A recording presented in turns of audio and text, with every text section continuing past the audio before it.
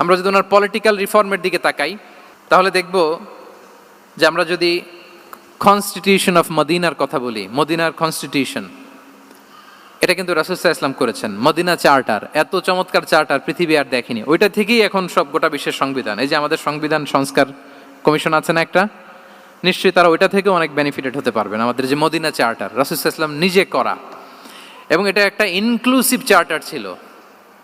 মুসলিম, পেগানস, Jewish সব ধর্মের মানুষকে নিয়ে তিনি মদিনাতে ওয়ান উম্মা ঘোষণা দিয়েছিলেন। One Umma, we are one উম্মা।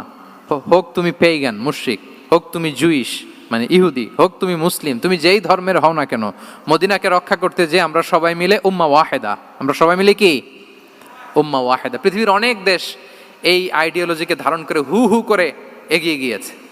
মালয়েশিয়াতে 3টা রেস, আমি তো প্রায় এক যুগ ওখানে, আমার 2টা ডিগ্রি ওখান থেকে, মাস্টার্স পিএইচডি।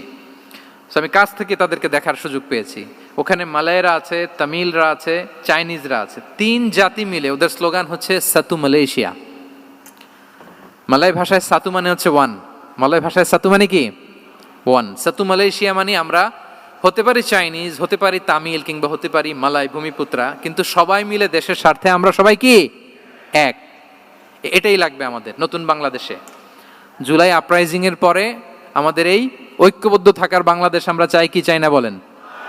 সাম্রাজ্যবাদকে রুখে দিতে, যে কোনো ষড়যন্ত্রকে রুখে দিতে ঐক্যবদ্ধ থাকার কোনো বিকল্প নাই, ঠিক কিনা বলেন?